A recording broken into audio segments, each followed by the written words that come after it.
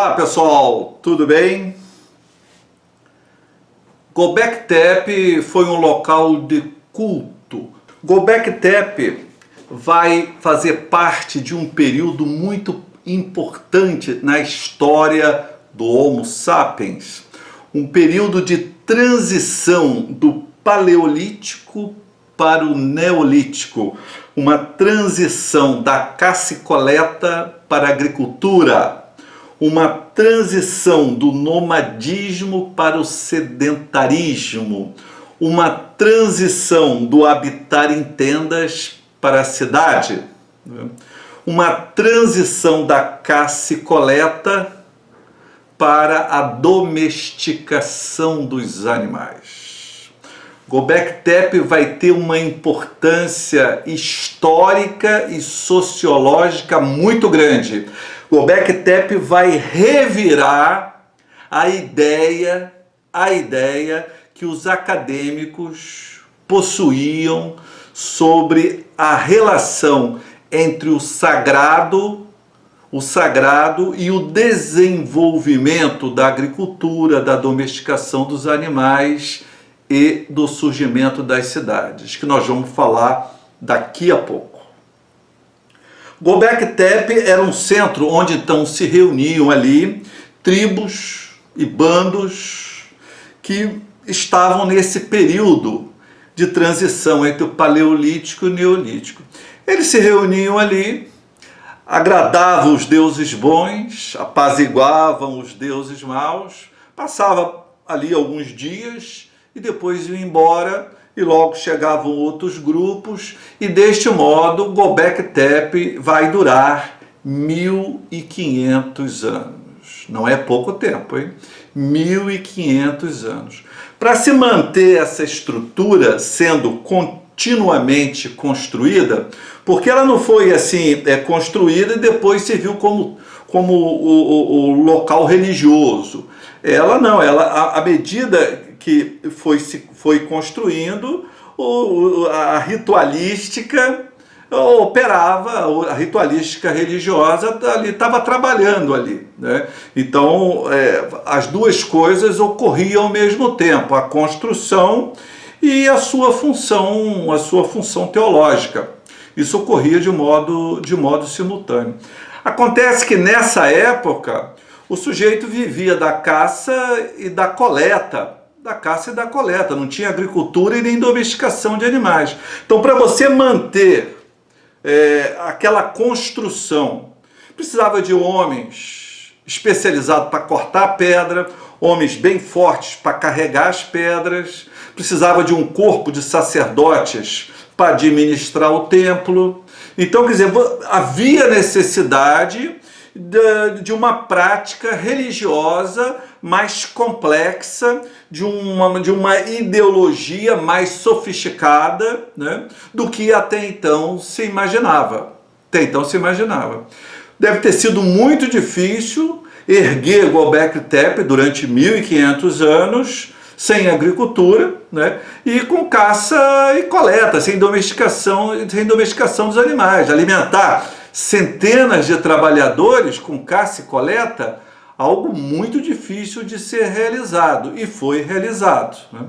Ali em Göbekli Tepe não se achou nenhuma evidência, nem em Göbekli Tepe, nem nos arredores, de residências. Então as pessoas ficavam em tendas, então não houve cidades ali, as pessoas ficavam em tendas.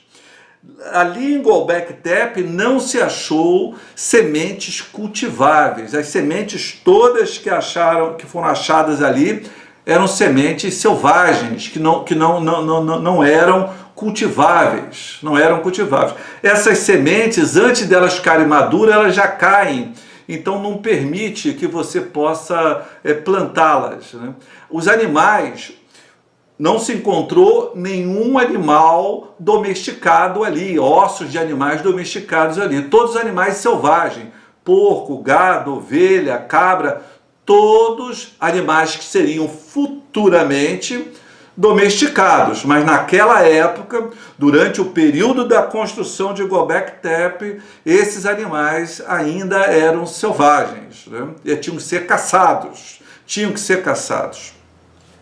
Nós não podemos esquecer o seguinte, aquela região ali na época era uma região fertilíssima, né? Crescente fértil. Hoje a gente olha aquela região, é deserto para lá, deserto para cá. Na época era uma região extremamente fértil. É lá que vai nascer a agricultura, né? É lá que é chamado a região do crescente fértil. O mítico Jardim do Éden, né, está ali entre o rio Tigre e o Eufrates. Está ali vizinho a Göbekli Tepe. Então era uma região fertilíssima. A agricultura vai nascer dali. Qual é a importância de Göbekli Tepe? Göbekli Tepe, ela marca esse período de transição. Ali em Göbekli Tepe e seus arredores foram feitas tentativas de sedentarização, tentativas de agricultura, porque se encontrou sementes ali. Foi um templo que levou 1.500 anos para ser construído, né?